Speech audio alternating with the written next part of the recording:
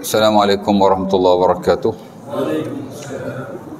Innal hamdalillah nahmaduhu wa nasta'inuhu wa nastaghfiruhu wa na'udzu billahi min shururi anfusina wa min sayyiati a'malina may yahdihillahu fala mudilla lahu wa may yudlil fala hadiya lahu. Asyhadu an la ilaha illallah wa la syarika lahu wa asyhadu anna Muhammadan abduhu wa rasuluh. Allahumma salli ala Muhammad wa ala azwajihi wa zurriyyatihi kama sallaita ala Ibrahim wa ala ali Ibrahim wa barik ala Muhammad wa azwajihi wa zurriyyatihi kama barakta ala Ibrahim wa ala ali Ibrahim innaka Hamidum Majid.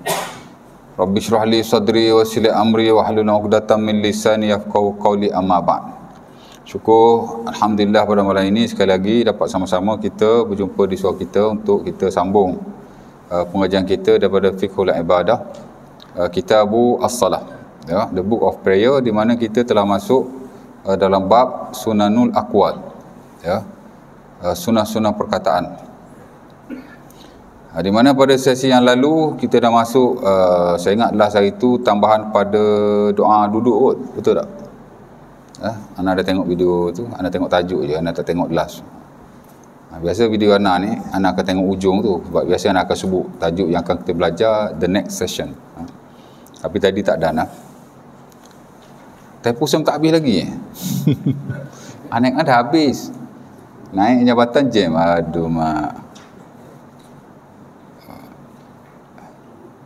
Rupanya dia ada lagi ya. 5 hari. Ya. Baik. Betul tambahan pada doa duduk kan?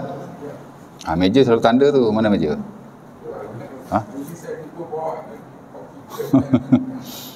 Rasa doa duduklah saya tu. Ataupun betul tak? Belum lagi lah. Tahu saya. Ke kat mana? Last itu kat mana? Iftitah je itu kan. Silap-silap anak tengok kelas lain kot. Rasa iftitah je last hari tu. Betul tak?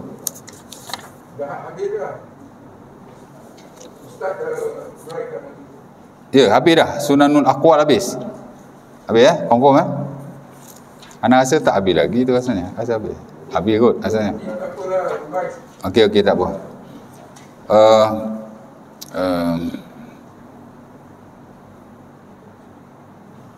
Kat mana gitu? Rasa tak, surah ni anak tak ngajar lagi bab surah selepas Al-Fatihah tu rasanya. Belum. Tempat lain. Silap tengok ni.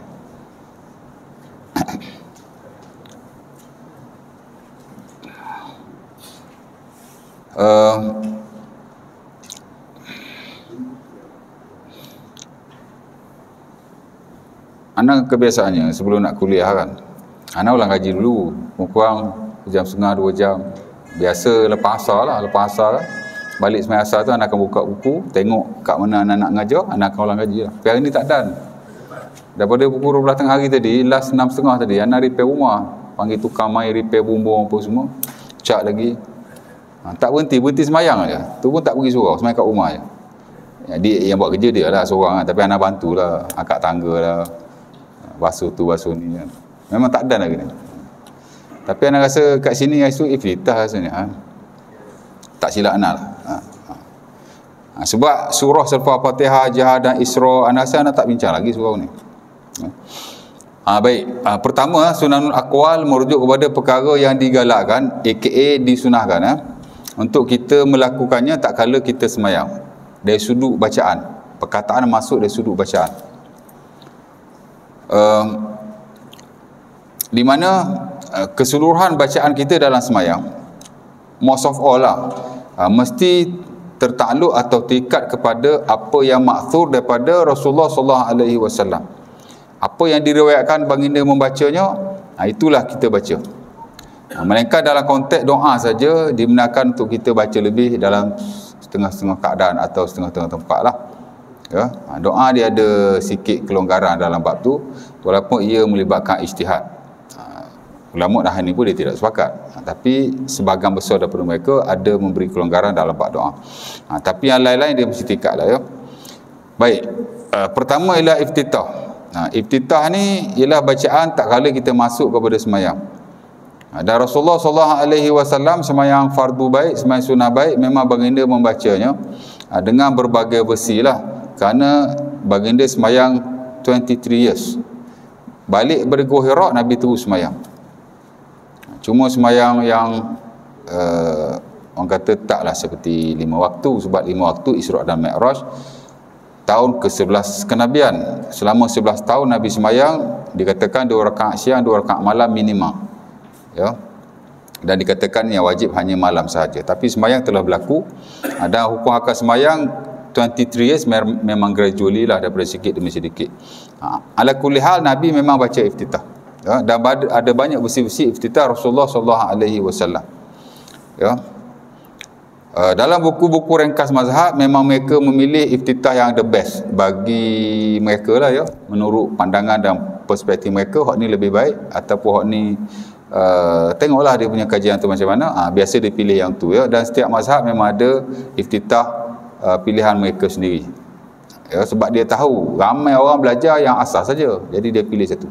Tapi kalau tuan-tuan belajar buku-buku yang lebih detail, buku-buku yang lebih besar, buku-buku yang lebih lanjut lah, semua iftitah yang sahih daripada Nabi SAW boleh diamalkan. Boleh diamalkan. Hatta Imam Nawawi rahimahullah dalam Al-Majmu' dia masuk banyak versi iftitah. Of course lah dalam buku Al-Azkar, buku zikir, ya. Boleh saja baca mana-mana zikir dengan syarat adalah iftitah, boleh saja baca mana-mana iftitah dengan syarat ia iftitah Rasulullah SAW, ya. Yang kita baca tu Allahu Akbar kabira tu satu riwayat, ya. Itu diriwayatkan dalam Sunan Abi Daud dan selainnya, dan masyhur dalam mazhab Syafi'i, ya. Dan satu lagi ialah wajhatu wajhi lilladzi fataras samawati wal ard, itu juga hadis yang diriwayatkan dalam Sahih Muslim daripada Ali bin Abi Talib, juga masyhur dalam mazhab Syafi'i. Mana depa ambil dalam buku-buku basic kan, ya. Dan sebagai ulama menggalakkan kedua-duanya, baca Allahu Akbar kabira, after that baca wajhatu. Dan sebagian yang lain mensyaratkan dibaca secara berasingan. Sembahyang ni kita baca Allahu Akbar kabira, sembahyang lain kita baca wajhatu wajhiya lillazi. Mana sebab itu riwayat lain-lain. Dia suruh gitu, ya. Sebagai ulama menggalakkan bacaan yang diriwayatkan oleh Aisyah, ya, Umar Al-Khattab, Sunan Abi Daud dan selainnya, agak pendeklah. Subhanakallah wa bihamdika wa tabarakasmuka wa ta'ala jadduka wa la ilaha ghairuka. Very simple one, pendek je, ya. Dan saya banyak juga baca iftitah itu pasal pendek, ya. Kalau sembahyang seorang biasa saya baca waktu lah, biasa kan. Tapi boleh baca belaka, tak ada masalah, ya. Ada yang agak panjang sedikit, itulah yang diriwayatkan oleh Abu Hurairah dan Sahih Muslim, dan dikatakan Nabi baca iftitah ini ketika qiyamul lail. Tapi tak ada masalah, mana-mana Nabi baca dalam solat fardu, of course lah boleh diamalkan. Mana-mana Nabi baca dalam sembahyang sunat pun boleh diamalkan untuk sembahyang fardu, walaupun ada sedikit khilaf, tapi majoriti membenarkan. Kerana mereka ada kaedah, idza sahha fil nafli sahha fil fardi. Bila sah sesuatu dalam sembahyang sunat, sah juga dalam sembahyang fardu. Because fardu dan sunat ni no difference dari sudut susun atur dan struktur sembahyang. Ada beza ke? Tak ada beza. Ya tak? Ya. Sembahyang sunat ke fardu, rakaat dia tu ambil daripada takbir sampai last tu lah, ya, sujud yang kedua. Ada beza ke? Tak ada. Semua sama. Jadi kata boleh, ya. Memang ada ulama dia mengasing-asingkan, hak ni Nabi baca masa fardu, hak ni Nabi baca masa sunat. Tapi boleh saja dibaca. Dan kalau tak tahu pun tak apa, orang hak belajar in detail dia tahulah kan, ya. Menurut sebahagian para ulama, yang Nabi banyak baca dan sembahyang fardu ialah hak tu lah, hak pendek tu, subhanakallah bihamdika wa tabarakasmuka wa ta'ala jadduka wa la ilaha ghairuka. Kebiasaannya kata mereka yang Nabi baca panjang-panjang ialah semasa sembahyang qiyamul lail. Logik lah, sebab Nabi bila sembahyang berjemaah, Nabi meringankan bacaan, melainkan bacaan surah saja Nabi memanjangkannya. Itu pun tidaklah all the times, sebahagian besar lah daripada sembahyang baginda. Tapi iftitah hak-hak pendek itu dikatakan hak-hak Nabi sembahyang fardu, ya. Baik. Macam Abu Hurairah diriwayat, Allahumma ba'id baini wa baina khataaya kama ba'adta bainal masyriqi wal maghrib. Ada iftitah dia berunsur memuji Tuhan, ada iftitah dia berunsur macam istighfar. Ini satu bentuk istighfar di mana kita minta dengan Allah supaya dijauhkan kita daripada dosa. Seumpama Allah Ta'ala jauhkan antara timur dan barat. Minta Allah Ta'ala sucikan kita daripada dosa, seumpama kain kotor yang disuci sampai jadi putih bersih. Allahumma ba'id baini wa baina khataayaya kama ba'adta bainal masyriqi wal maghrib. Allahumma naqqini minal khataaya kama yunqqa as-sab'u minad danas. Allahumma aghsilni bil ma'i was sajji wal barad. Ya Allah, basuhlah aku dengan air, dengan salji dan dengan kesejukan. Ya. Itu satu iftitah. Ada juga Nabi iftitah minta supaya diberi petunjuk oleh Allah, ada juga. Ya. Itu riwayat Aisyah dan Sahih Muslim, dan obviously ini Nabi baca ketika Qiyamul Lail. Jelaslah riwayat tu Nabi baca ketika Qiyamul Lail, tapi boleh saja dibaca selain Qiyamul Lail. Di mana kata beliau, bila Nabi sembahyang, Nabi baca Allahumma rabbas samawati wa rabbal ard rabbana wa rabb kulli syai' faliqal habbi wan nawa munazzilit taurat wal injil. Bukan hadis tu. Allahumma rabb Jibril wa Mikail wa Israfil fatiras samawati wal ard alimal ghaibi wasyahadah anta tahkum bainan nas fima kanu fihi yakhtalifun ihdini limakhtulifa fihi minal haqqi biiznik innaka tahdi man tasha'u ila siratal mustaqim. Itu nak minta Allah Taala beri petunjuk kepada kita tak kala berselisihnya manusia. Ya. Zaman Nabi tak ada perselisihan sangat. Ada dah di kalangan kabilah-kabilah tertentu, kaum-kaum tertentu, hingga Nabi mendamaikan mereka. Tapi tak seberat lepas wafatnya Rasulullah. Tapi Nabi masih membaca doa itu.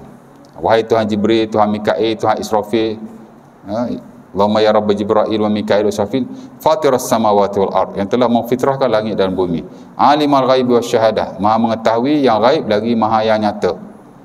Alimul ghaibi wasyahadah, macam mana tu? Ambil berawal ingat, tengah-tengah tak ingat.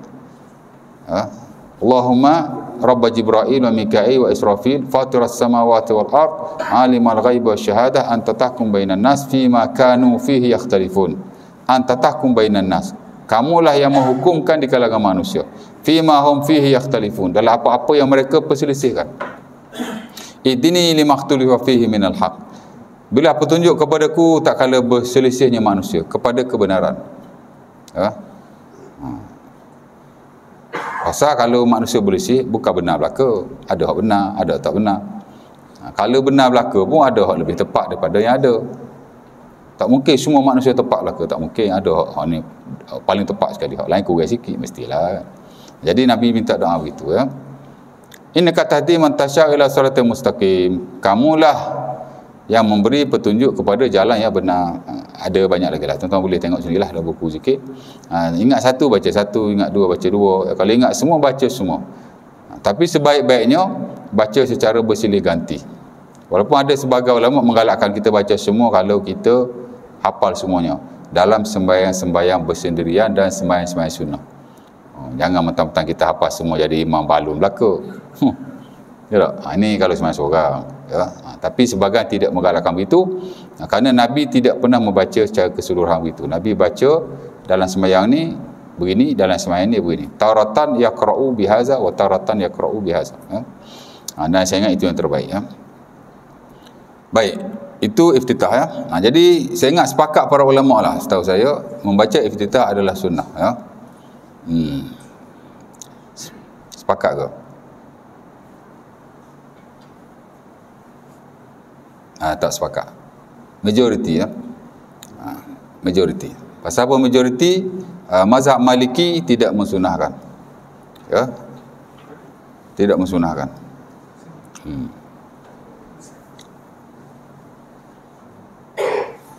Dan sebagian mereka memakruhkan, ya. Saya tak bacalah buku Maliki pasal apa dia kata begitu. Tapi saya lihat buku-buku fiqh Maliki yang terkemudian, yang menyaring ataupun update mazhab Maliki lah, ya. Dia ada buku-buku yang disaring yang disebut sebagai Al-Muhazzab fi Fiqh Malik. Saya pernah baca karangan siapa saya tak tahu. Dia juga memilih ni mazhab Maliki yang moden lah. Dia pilih disunahkan juga membaca iftitah, ya. Hak moden-moden ni kadang-kadang walaupun dia cenderung lah ataupun berintimak ataupun memang dia mazhab sekian-sekian, tapi dalam setengah-setengah keadaan dia tak ikut mazhab dia. Kalau dia lihat yang majoriti itu lebih baik, Banyak begitu yang muda-muda. Ya, tak ada lah ikut 100%.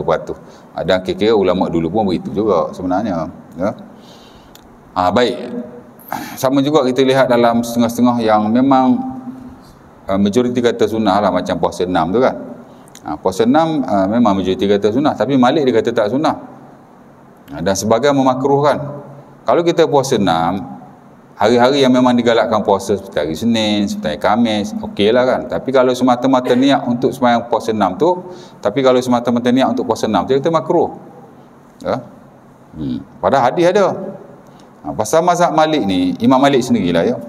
Dia ada satu kaedah yang dia pegang, yang disebut sebagai ijma' ahli Madinah. Kalau orang Madinah pada waktu itu tidak mengamalkannya, maka dia kata tidak sunnah, walaupun ada hadis. Itu Maliki. Ya. Jadi adalah beberapa perkara yang memang ada nas jelas, tapi dia tak terima dalam mazhabnya. Ya. Adapun yang kemudian ni, walaupun dia Maliki, dia akan ambil pendapat yang majoriti itulah, kerana nas ada kan. Jadi tak semualah yang dikatakan amal ahli Madinah itu diterima oleh mereka. Sebab ada sahaja amalan yang tidak diketahui oleh ahli Madinah, ada juga pada waktu itu. Pasal zaman Imam Malik ni zaman tabi'in, tak tahulah kan. Itu pendirian masing-masing lah.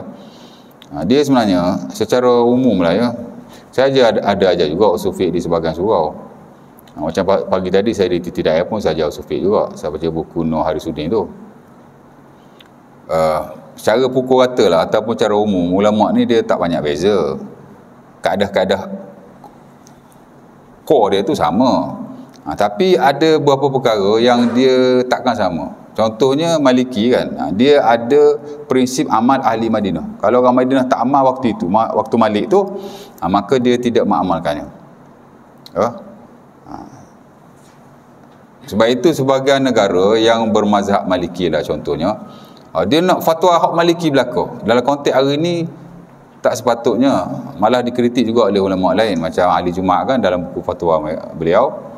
Saya ada banyak baca buku-buku fatwa moden kan. Kerana sebahagian pendapat ulama terdahulu dia bukan hanya terikat kepada nas, tapi kerana konteks dan huruf yang ada pada waktu itu. Mungkin ibadah ni tak ada isu sangat, tapi hal-hal lain seperti munakahat, muamalat, ya. Zaman Imam Malik tuan-tuan, kalau wanita itu mendakwa suami dia masih belum bayar mahar,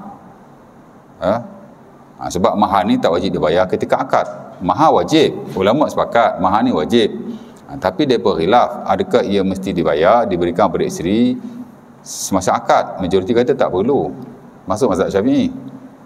Kita nikah 1 sen pun tak ada kan, tak apa, hutang lah. Aku nikahkan dia, aku terima ni hutang. Okey je kan, pasal tak wajib diri semasa akad. Dan itu majoriti para ulama sebenarnya. Tapi kalau hutang tapi kena bagi juga. Ada sahabat mati sebelum memberi mahar kepada suaminya, isterinya. Bila dia mati, bila mati kan kena bayar hutang, bayar itu, bayar ini. Termasuk hutangnya ialah mahar kepada isteri yang masih belum dijelaskan. Ya. Okey, isteri dakwa suami tak bayar mahar lagi. Apa kata Imam Malik? Imam Malik kata al-qawlu qawlu zawj wal aslu adamul qabad. Ya.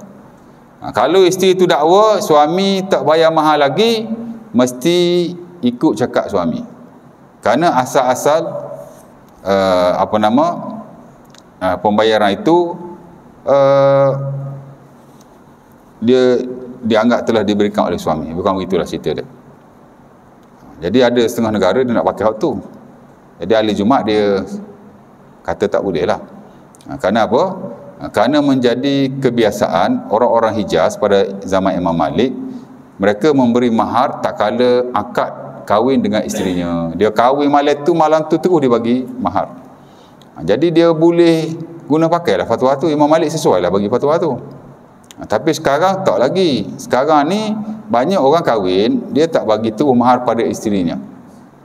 Seumpama yang berlaku pada zaman Rasulullah jugalah, walaupun ada sebagian bagi terus, ada sebagian tak bagi. Jadi tak boleh pakai dia kata hak Malik tu. Jadi tak semua. Jadi kalau kita ikut mazhab pun bukan semua benda kita boleh ikut. Ada setengah benda kena melihat kepada wakil ataupun situasi sekarang. Ya, dia tak boleh semata-mata. Sebab tu ulama kita dia melarang kita memberi satu pandangan hatta mulakan satu fatwa kalau kita mufti lah. Hanya semata-mata bergantung kepada kitab-kitab fiqh yang ada. Banyak hal dia telah berubah sama sekali kerana konteks masa. Saya kalau nak kira tuan, saya kalau free dalam masa, saya duduk di sebuah masjid juga. Kebetulan saya duduk tu ada orang mengajar fiqh, ada mengajar fiqh munakahat, baca buku apa tu, buku apa nama buku tu yang dulu Ustaz Kazim duk ajar tu, apa nama, buku hadis fiqh tu. Ada ajar fiqh muamalat, baca buku Iqna. Okey, itu bagus. Tapi kena saring lah dengan fatwa semasa. Kalau tak saring jadi kelang kabut lah. Ya. Tu tak tengok di YouTube lagi tu. Ya tak? Baik. Ibadat ni mungkin tak sangat lah. Kita tak apa nak tegur. Tapi kalau saja subjek-subjek lain memang saya banyak tegur. Ustaz-ustaz lain ni. Di kuliah saya lah. Sebab tak tepat. Baik. Balik pada yang tadi. Jadi Imam Malik macam tu. Kalau Abu Hanifah pula tuan-tuan, dia ada satu prinsip yang hari ni kita banyak guna pakai. Dia panggil prinsip umumul balwa. Umumul balwa ni ialah kalau benda tu kita suka mengelakkannya, of course dia berlaku day to day, setiap hari dia berlaku, malah dalam satu hari tu many times kita buat. Tiba-tiba tidak ada satu hadis pun dari Nabi SAW, itu mustahil. Kalau ada hadis pun, kalau ia tidak sahih, lagi mustahil. Kalau sahih sekalipun, ia bukan hadis yang mutawatir, ia hadis ahad yang diriwayatkan oleh 2-3 orang saja. Mustahil benda yang manusia buat hanya diriwayatkan oleh seorang dua saja. Ya.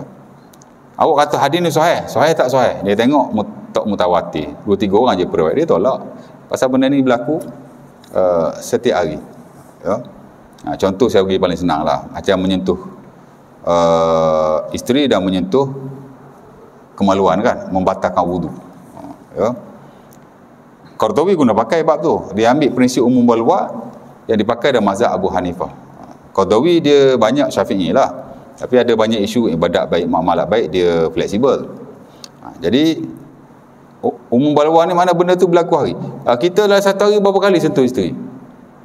Sekali sehari je. Puluh-puluh kali. Tiba-tiba hadis ada hanya satu hadis yang diriwayatkan oleh seorang wanita bernama Busrah bin Safwan. Ya. Jadi dia kata tak logik. Hadis tu udahlah dipetikan kesihannya, bukan kata mutawatir, ahad. Hadis diriwayatkan oleh seorang atau dua orang macam tu. Jadi dia kata mustahil. Dia tolak hadis tu. Ya tak? Ya. Menyentuh kemaluan sama juga. Hadis menyentuh kemaluan, sentuh isteri bukan hadis Busrah bin Safwan, itu sentuh kemaluan. Hadis sentuh isteri dia tak ada hadis, dia pakai Quran saja. Ya. Kalau sentuh kemaluan tu hadis Busrah bin Safwan, mustahil lah sentuh kemaluan ni hanya diriwayatkan oleh seorang wanita yang bernama Busrah bin Safwan. Jadi dia tolak lah, pasal dia pegang prinsip umum balwa. Ya. Macam kita kan, fatwa JAKIM, fatwa wilayah dan tabung haji sendiri mengeluarkan resolusi. Bila kita pergi haji atau umrah membawa isteri, bila kita tawaf atau seumpamanya sentuh isteri, apa kata mereka? Tak atas kan? Dia kata taklid mazhab Hanafi contohnya. Sebenarnya bukan Hanafi saja, Hambali, Maliki kata tak batal, cuma ada detail masing-masing lah. Pasal apa dia kata begitu? Dia kata umum balwa. Satu, dia benda yang suka nak dielakkan. Dan satu lagi dia pakai kaedah, itu umum balwa tu Hanafi lah. Kita guna pakai Hanafi banyak, muamalat saya boleh cerita orang banyak kita pakai. Tapi bab ibadat macam tu kan. Dan satu lagi, al-masyaqqah tajlibut taisir. Bila susah dia mesti dipermudahkan. Itu prinsip dia. Ya.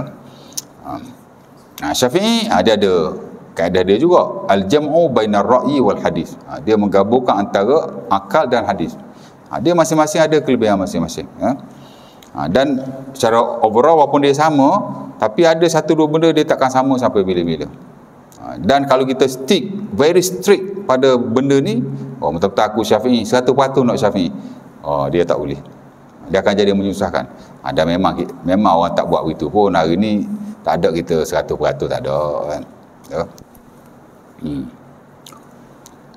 Baik, balik pada tadi ya. Nah, jadi iftitah ni tak ada isu. Iftitah ni tuan-tuan, dia tak ada isu mazhab, dia tak ada isu khilaf, tak ada apa. Hatta dalam buku-buku fiqh dia very straight to the point. Ulama hanya menukilkan iftitah Rasulullah sallallahu alaihi wasallam. Yang mana kesemuanya ada diriwayatkan daripada Nabi. Semua riwayat Nabi. Oh, ada satu bukan riwayat Nabi, sahabat masuk, sahabat kata Allah Akbar kabira, tu bukan Nabi. Sahabat baca dulu, kemudian Nabi endorse. Nabi punya jugalah tu, dipanggil sunnah takririyah. Ya. Dan kalau kita belajar in detail, lafaz tu ada diajar oleh Nabi sebelum dibaca oleh sahabat Nabi itu. Cuma hadis itu tidak sahih. Kan?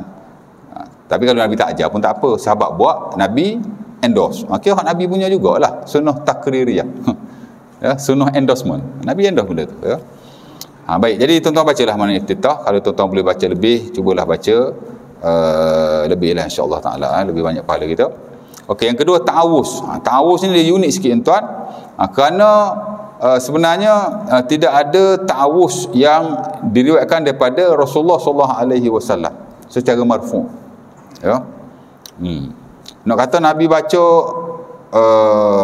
apa nama, auzubillah begini dia tidak ada. Tak kan Nabi tak baca auzubillah kot, ya. Baik, kenapa tak ada? Tak ada ta'awuz Nabi kerana sahabat-sahabat Nabi dia, bila benda tu dilakukan setiap hari, ibadahlah terutamanya, tapi tak ada marfu' daripada Nabi, dia ada banyak kemungkinan. Sahabat Nabi ni tuan-tuan, ada hadis yang dia angkat pada Rasulullah. Dia kata qala Rasulullah. Dia kata Rasulullah kata. Tapi ada sebahagian dia terus meriwayatkan tanpa kata qala Rasulullah. Kalau dia ibadah, dia juga disandarkan kepada Nabi, dia panggil marfu' maknawi. Ada banyak benda yang memang tak ada marfu' daripada Nabi, walaupun benda tu Nabi buat rutin, ya. Tapi sahabat tak kata qala Rasulullah. Sebab tu bab ta'awuz ni, kalau kita lihat mana-mana ta'awuz yang kita baca daripada mana-mana sahabat Nabi, hatta kalau kita nak baca auzubillah kita sendiri pun sebagai ulama kata boleh, kerana katanya laisa fihi al-ma'su' an Rasulillah, tidak ada yang maksud daripada Rasulullah. Hatta saya lihat dalam buku fiqh mazhab Syafi'i macam Al-Majmu' Nawawi, ada banyak carangan daripada ulama-ulama Syafi'i. Kita boleh baca macam Al-Quran. Al-Quran kata apa dalam Quran? Allah Ta'ala kata apa dalam Quran? Fa idza qara'tal Quran fasta'iz billah innahu huwas samiul alim. Betul tak? Bila kamu baca Quran, maka kamu berlindunglah dengan Allah daripada syaitan kan. Fa iza qara'tal Quran fasta'iz billah, berlindunglah dengan Allah. Innahu huwas samiul alim. Kerana sesungguhnya Allah Ta'ala itu maha mendengar lagi maha mengetahui. Kita baca auzubillahi minasyaitonir rajim, dia sudah tertaluk pada ayat itu, ya. Sebenarnya ada satu riwayat yang marfu' daripada Nabi, daripada Abu Sa'id Al-Khudri, tapi ulama khilaf sahih dan dhaif. Di mana auzubillah Nabi ialah auzubillahi minasyaitonir rajim min hamzihi wa nafthihi wa nafsihi. Satu tu dia marfu' setahu saya. Marfu' ni makna hak Nabi sebut, ucap yang diriwayatkan daripada sahabat Nabi.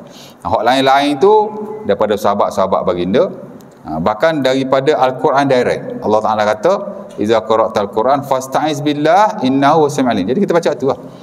Paling kurang auzubillahi minasyaitonir rajim. Boleh tambah juga innahu huwas samiul alim. Boleh juga. Ataupun kita nak baca auzubillahi minasyaitonir rajim innahu samiun alim. Boleh juga, pasal ada ayat yang lain. Wa imma yanzaghannaka minasyaitani nazghun fasta'iz billah innahu samiun alim. Cuma dalam konteks baca Quran, ayat tadi, ayat ni bukan konteks baca Quran, inilah konteks takut. Bila kamu diganggu oleh syaitan, maka kamu bacalah auzubillahi minasyaitonir rajim. Ayat ni very related to the prayers, di mana Nabi SAW bila semayang baginda galak kita baca auzubillahi minasyaitonir rajim bila kita rasa diganggu syaitan. Ya, ada sahabat Nabi tu dalam Sahih Bukhari daripada Abi Hurairah, dia diganggu syaitan. Dia mari rasa was-was, mari tak tahulah pola otak dia macam mana masa tu kan. Tapi dia kata, ya Rasulullah, inna syaitan yantazi'uni fi salati. Wahai Rasulullah, aku kata syaitan ni, aku rasa syaitan ganggu aku masa aku semayang. Ya. Maka Nabi mengatakan kepadanya, qul a'udzubillahi salasan maka Nabi berkata kepadanya, qul a'udzubillahi minasyaitonirrajim. Nabi tak kata gitu. Nabi kata, sana hadis tu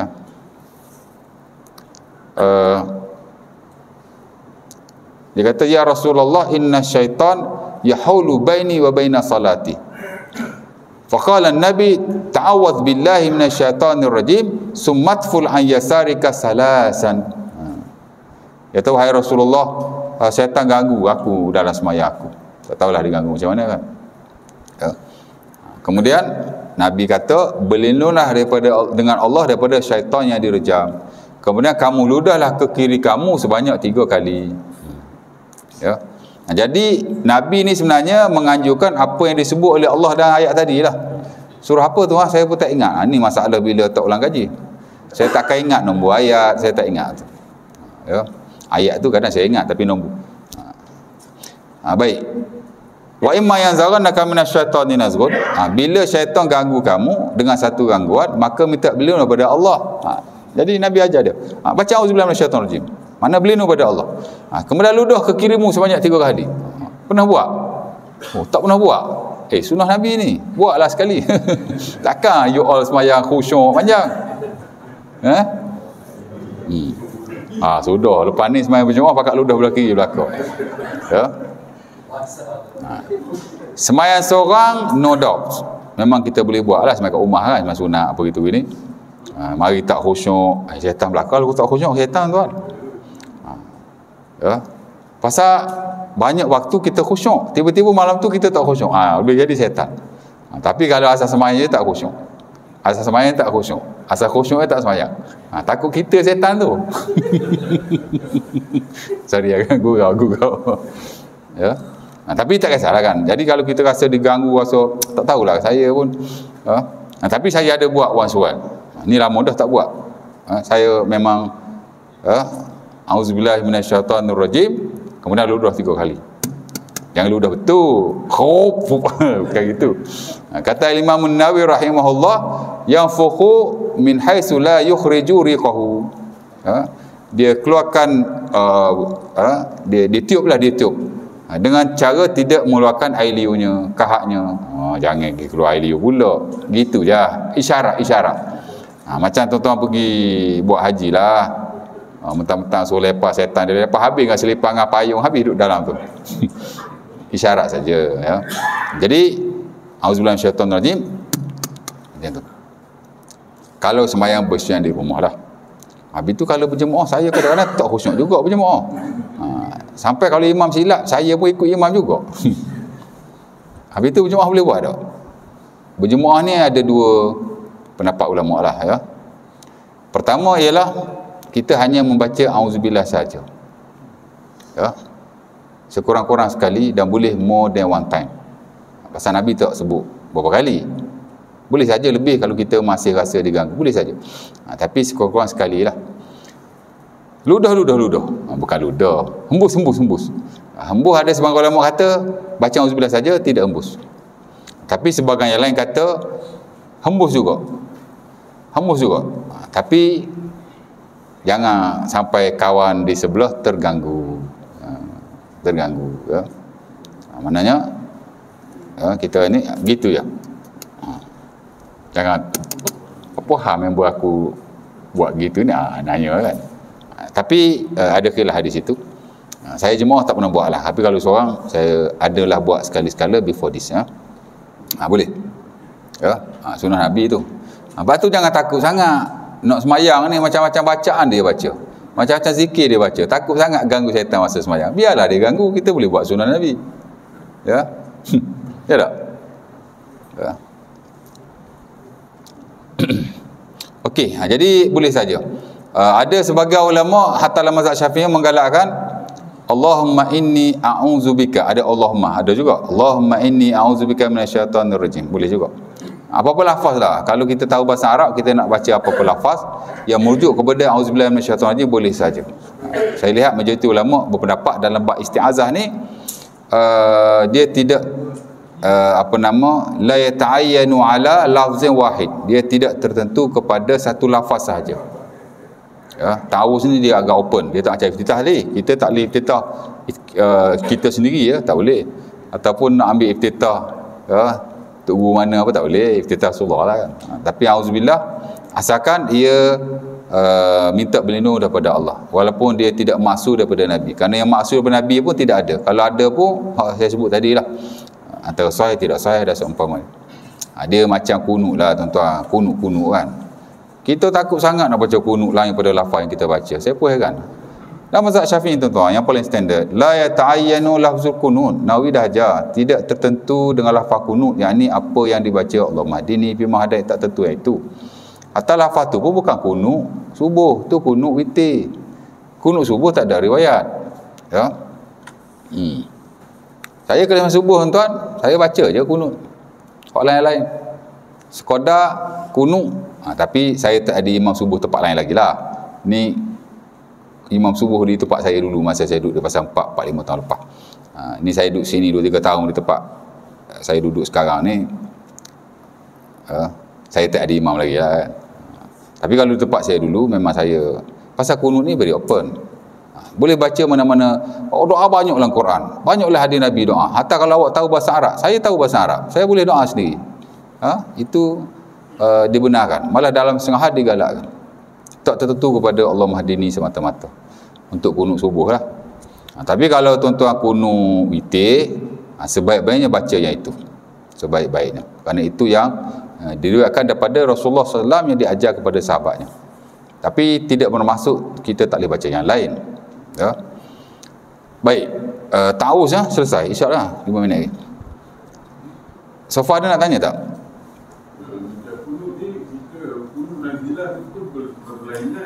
Sama juga. Sama juga. Kunut nazilah pun tidak ada satu lafaz yang bukan. Salah sebutnya tu. Kunut nazilah ni tuan-tuan, apa purpose kepada kunut nazilah? Purpose kepada kunut ialah untuk kita baca doa bila berlaku suatu perkara ke atas kita, komuniti kita atau umat Islam secara am. Boleh saja untuk kita mendoakan kepada seseorang, ataupun boleh saja untuk kita doa kebaikan lah tadi, doa keburukan juga boleh. Macam Nabi SAW melakukan kunut nazilah ni, mendoakan ke atas beberapa individu orang kufar kan, Nabi doa kan, ada ya. Kita je panggil kunut nazilah. Kunut nazilah ni ulama bagi term, bagi nama tu.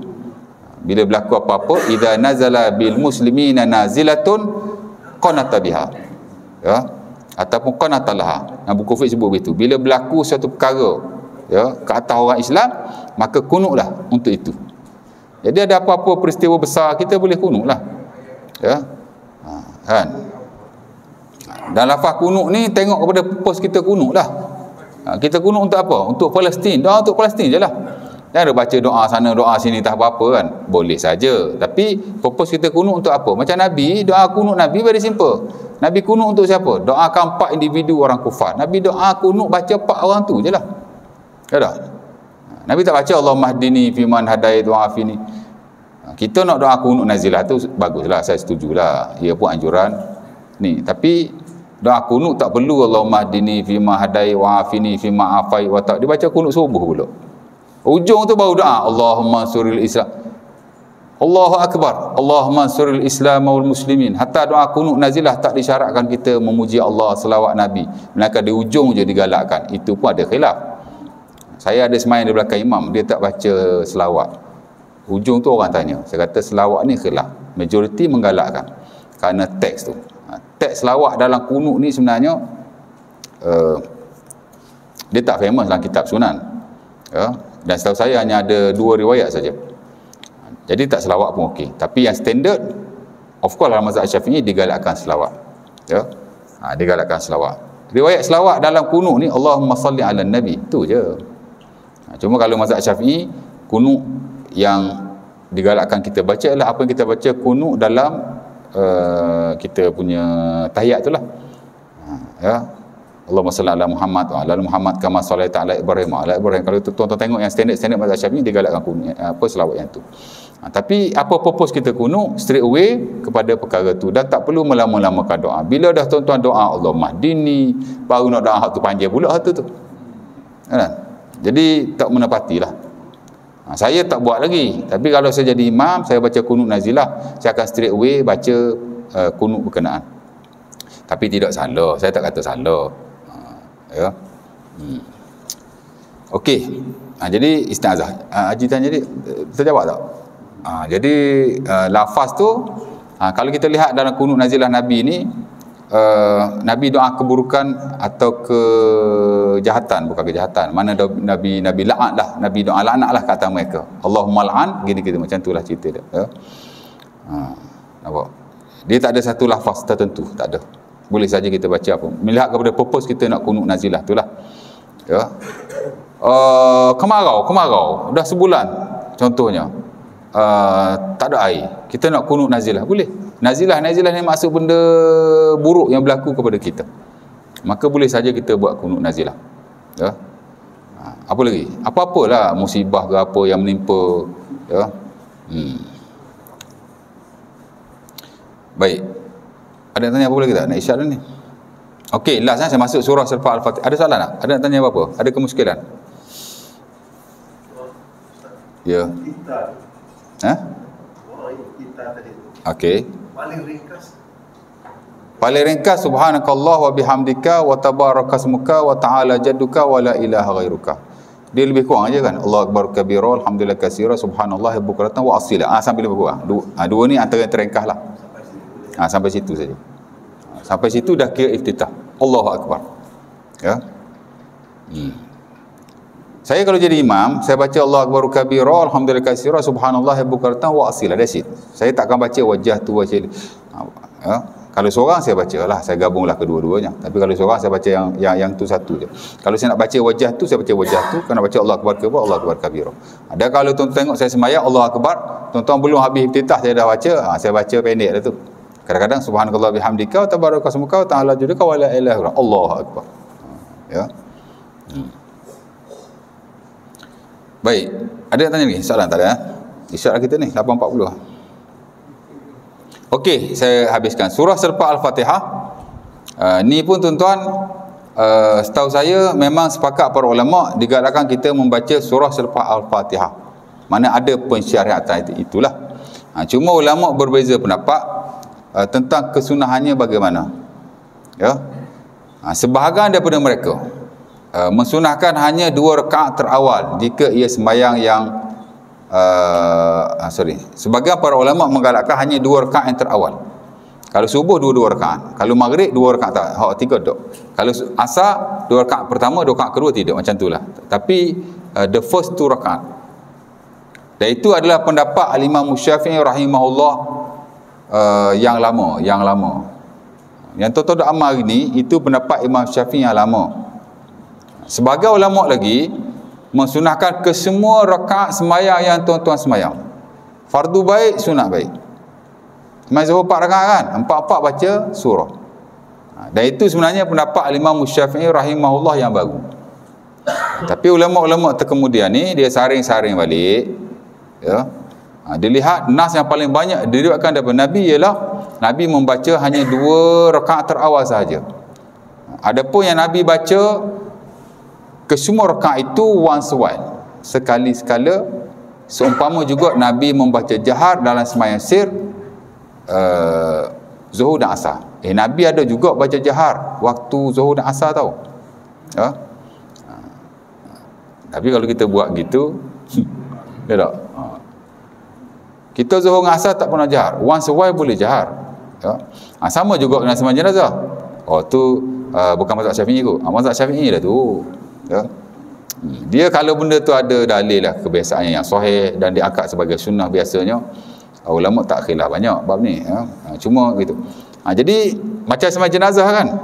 Sembahyang jenazah tuan, Ibnu Abbas sembahyang, dia baca jahar.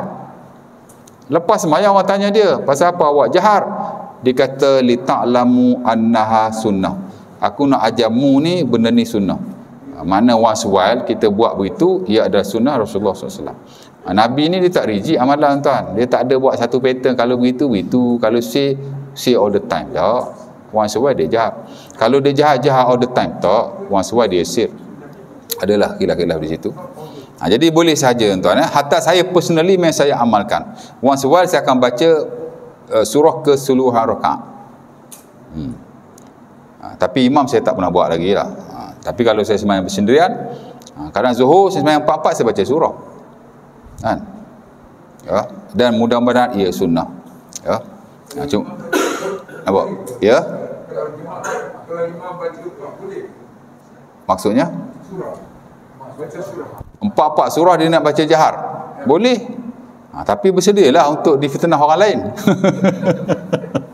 Kerana Rasulullah SAW dan Sahih Bukhari atau Muslim, dia dalam bab jahar ni dia ada dalam fiqh kan. Abu Sa'id kata Nabi SAW baca jahar. Abu Sa'id kata Nabi semayang dia baca ke 4-4 surah. Macam mana Abu Sa'id tahu? Abu Sa'id tahu sebab Nabi baca jahar lah tu. Tapi dia kata wa yusmi'nal ayata ahyanan.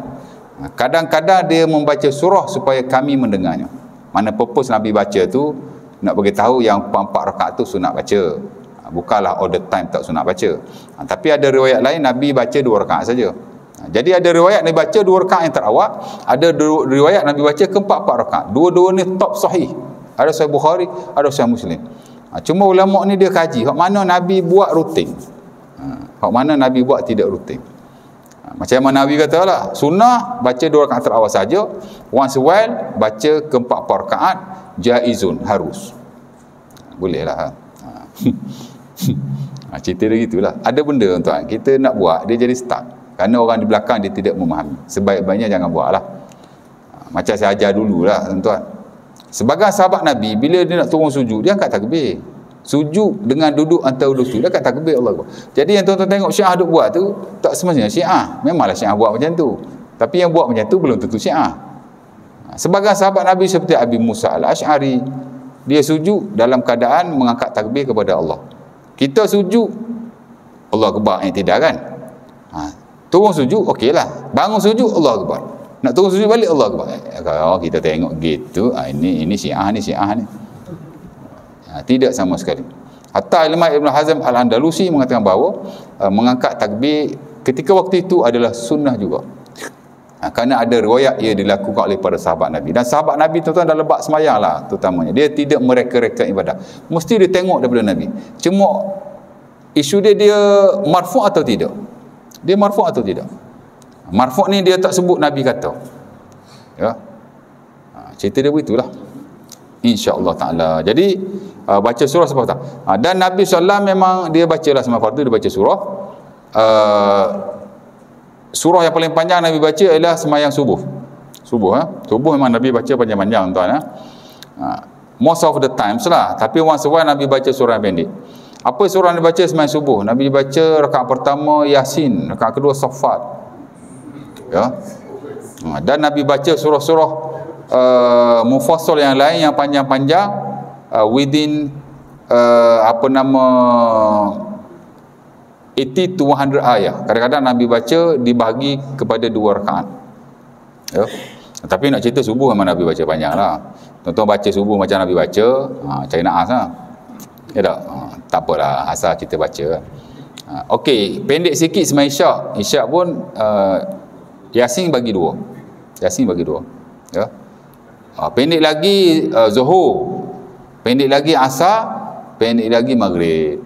Maghrib tak usah baca ayat panjang-panjang lah. Tapi sekali-sekala tak apa. Kerana Rasulullah SAW membaca surah At-Tur. Rakaat pertama separuh, rakaat kedua separuh. Surah At-Tur juga ada surah mufassal dan ayatnya juga panjang. Bolehlah once one. Nabi ni dia ada banyak pattern lah. Kalau dia buat A, ada sekali-sekala dia buat B. Dia benda yang melibatkan benda-benda sunnah ni dia agak open. Dia hak straight ni, hak wajib, hak haram aja. Kalau wajib no tolerance. Kalau haram no chance. Tapi hak lain-lain tu dia beri open. Karena Nabi idza khuyira baina syai'an akhadha bi aisarihima ma lam yakun ismun. Qardawi dalam buku dia, antara dalam fiqh ibadah kan, fiqh taharah apa semua, dia kata kalau ada dua pendapat, dua-dua pendapat ni strong, ada ulama masing-masing, ya, untuk diri sendiri lah, ni untuk diri sendiri kan. Tapi ada beza, hak ni lebih mudah daripada hak ni, ambil yang mudah dia kata. Ya.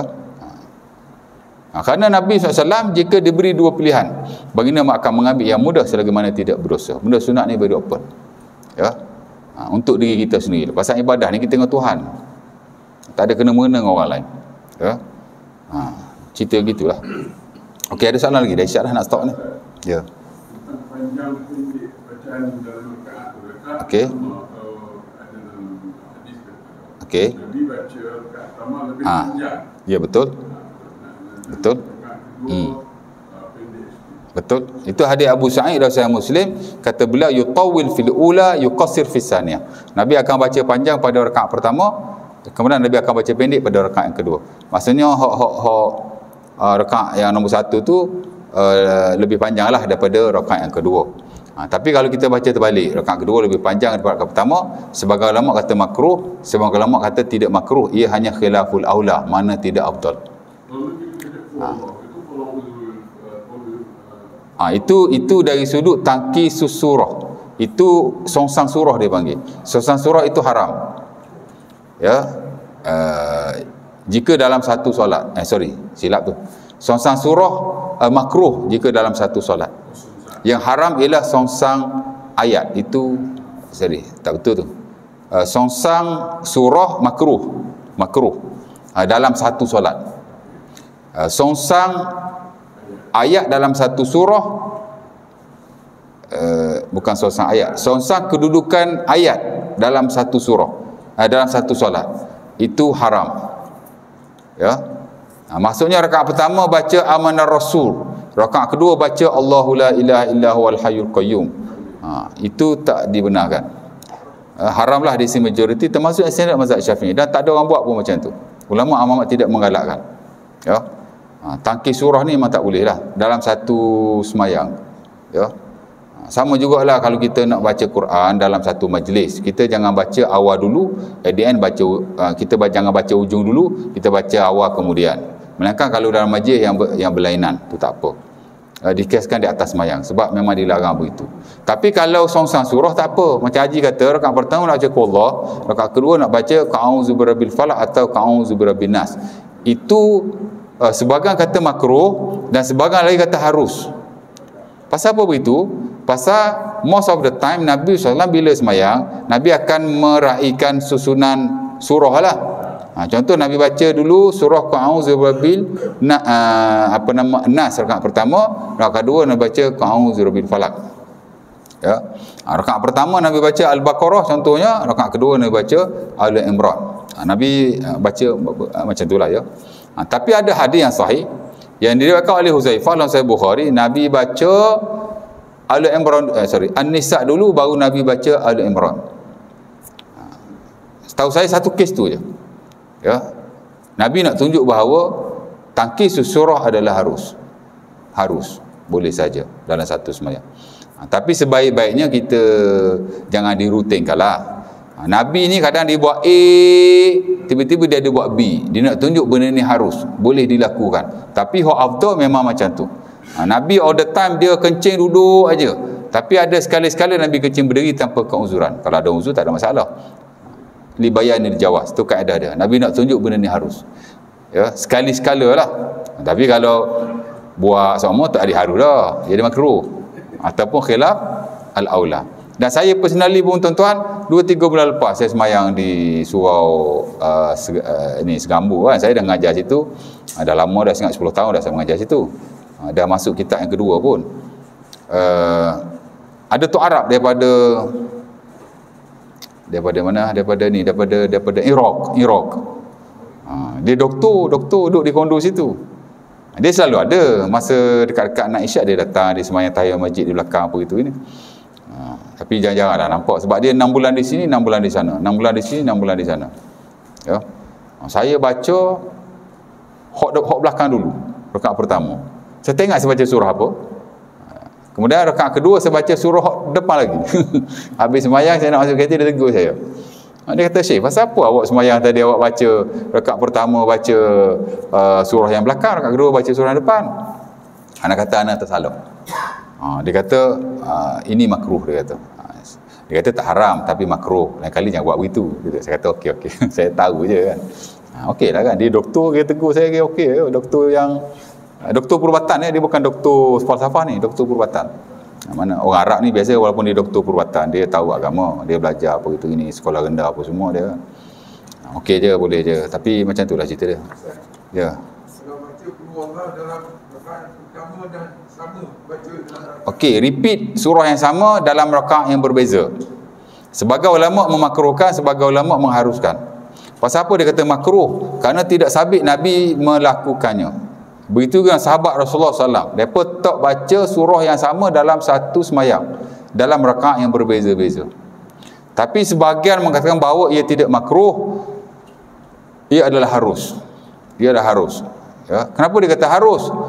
Kerana dalam semayang kita mengulang-ulang baca Al-Fatihah. Rakaat pertama baca Fatihah, rakaat dua baca Fatihah, rakaat tiga baca Fatihah, rakaat empat baca Fatihah. Jadi dia kata harus. Dan nak kata membaca dan nak kata membaca satu surah yang sama dalam rakaat berbeza walaupun tidak ada contoh daripada Nabi, sebagai makruh dia kata tak serong. Tak serong. Tapi sebaik-baiknya kita janganlah buat begitu. Tapi kalau kita nak buat, tidak makruh, insya-Allah harus. Dan itu saya punya personal favorite pendapat lah. Bagi saya okey saja, harus insya-Allah. Tapi kalau mazhab Syafi'i hak standard makruh ya. Kalau jadi imam janganlah buat begitu. Tapi kalau sekadar nak sembahyang seorang, okey saja, tak ada masalah sama sekali. Kita nak baca surah yang panjang, kita hanya hafal satu surah saja. Sabih isma rabbikal a'la. Bacalah 4 rakaat, tuan-tuan nak sembahyang 4 rakaat, bacalah sabih. Tak ada masalah sama sekali, kerana benda ni benda amalan sunnah. Tak ada apa masalah. Kalau boleh elakkan, tapi kalau nak buat pun tak ada masalah. Benda-benda gini yang kita duk bincang ni benda furuk. Banyak tak ada nas pun. Ulama memberi ijtihad, oh Nabi tak buat gitu. Hak lain pula kata kias ke atas perkara ni. Macam itulah. Tapi nak cari exactly the same nas lah yang boleh dipegang tidak ada.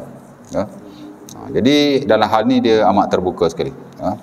Okey, cukup itu ya. Jadi setakat itu saja untuk malam ini. InsyaAllah next nanti kita akan masuk selepas ta'awuz surah Fatihah, jahar dan isra. Ini kita dah amalkan. Cuma mungkinlah ada poin-poin barulah bersabit jahar dan isra. Saya ingat sembahyang fardu tuan-tuan dah faham tentang jahar dan isra. Cuma mungkin sembahyang sunat lah ada yang tak memahami lagi. Kadang-kadang jadi imam pun ada makmum di belakang dia tak jahar juga. Sembahyang sunat dia ingat kot. Boleh jahar bila kita jadi imam walaupun kita sembahyang sunat. Tapi jangan jahar macam sembahyang fardu ramai-ramai pula. Sekadar mempendengarkan makmum. Bila kita jadi imam, tuan-tuan sembahyang malam lah terutamanya boleh jahar. Melainkan sembahyang siang saja. Tuan-tuan sembahyang siang fardu ke sunat ke, kalau orang ikut di belakang tuan-tuan tak disunatkan jahar. Tapi kalau malam tuan-tuan sembahyang sunat ba'diyah, tuan-tuan digalakkan jahar supaya bukan supaya makmum tahu, maksudnya sebab sembahyang sunat ni asal-asal sembahyang sunat ni dia sir sama ada siang atau malam.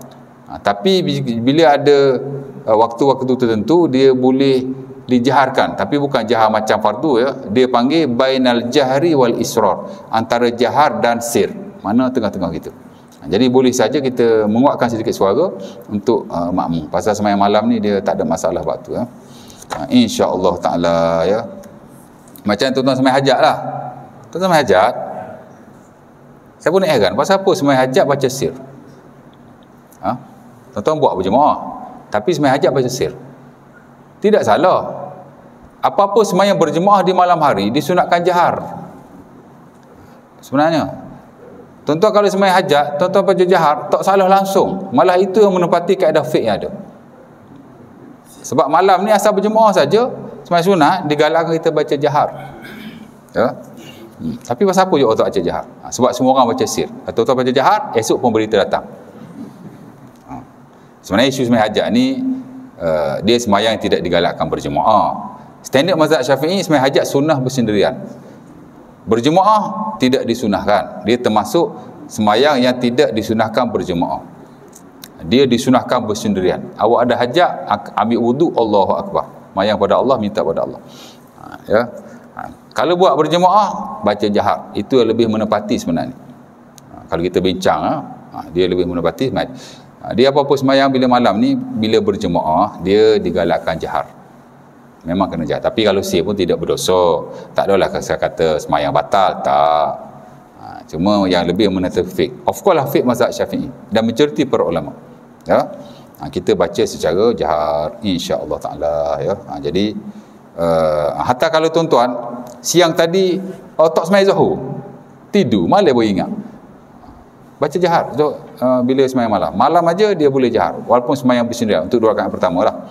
Ya. Macam itulah cerita dia. Ya, insya-Allah taala. Tadi cerita je, sembang aja. Kalau saya jadi imam hajat pun saya baca pelan juga. Ya. Aku Lekar Azhar, Assalamualaikum warahmatullahi wabarakatuh. Kita tangguhkan majlis kita dengan tasbih kafarah.